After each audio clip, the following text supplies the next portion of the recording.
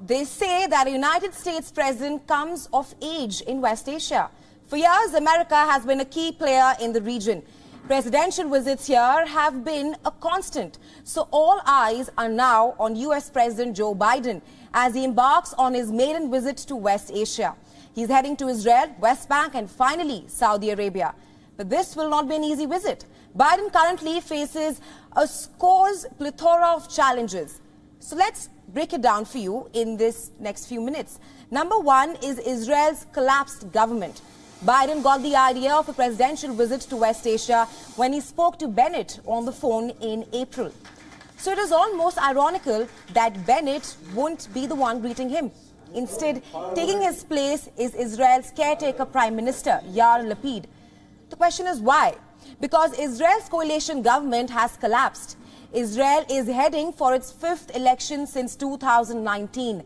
This is especially bad news for the Biden administration because they were betting big on the Bennett government. Number two is Israel-Arab cooperation.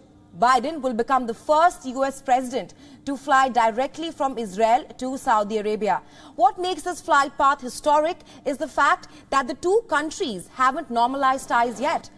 But this itinerary is a reflection of the region's shifting politics. Currently, no one expects Riyadh and Tel Aviv to immediately normalize relations. But the trip could end up kicking off the process. So why does Israel and Saudi Arabia want to work together? Because they want to counter Iran, which brings us to the third challenge, countering Iran's rising influence in the region. The threat of Iran is likely to be a focus for Biden's meetings. Israel views Iran as its enemy number one. As for Riyadh and Tehran, they have been engaged in a West Asian Cold War for years. A key question is finding the best way to prevent Iran from developing a nuclear weapon.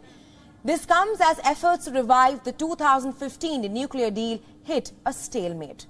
So Israel may be building ties with the Arab world, but what about Palestine? This brings us to challenge number 4, the Israel-Palestinian conflict. Currently, there has been no progress in resolving the conflict. Biden is expected to take a short trip to Bethlehem, where he is likely to meet Palestinian president. But domestic politics and support for Israel constrains Biden. There is not much that he can offer at the moment.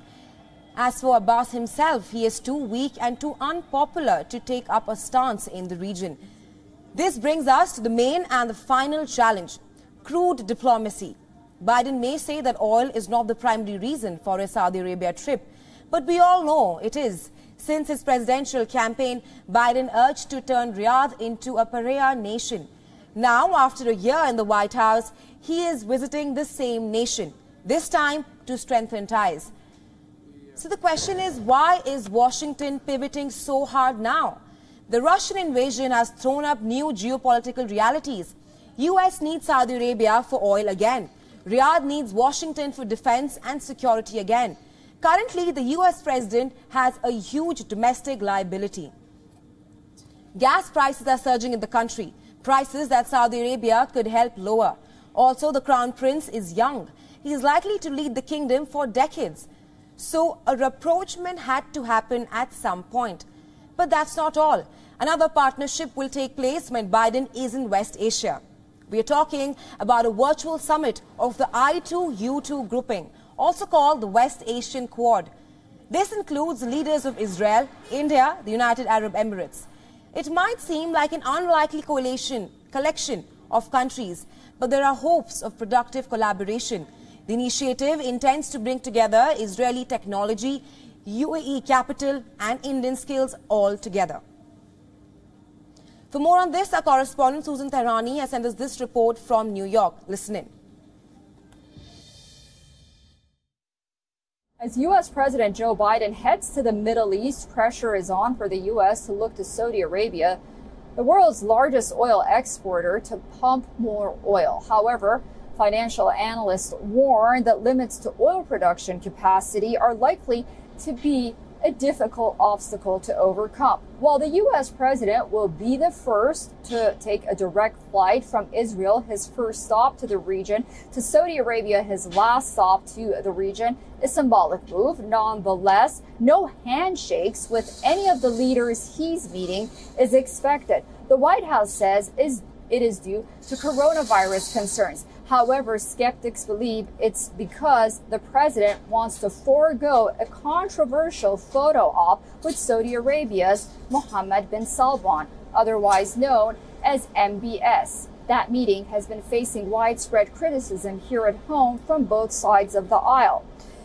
National Security Advisor Jake Sullivan declined to answer whether or not Joe Biden and MBS of Saudi Arabia would shake hands or not.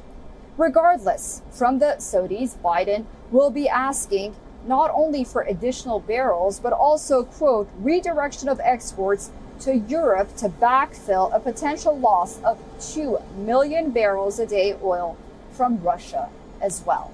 Susan Tahbani reporting from New York for WION World is One.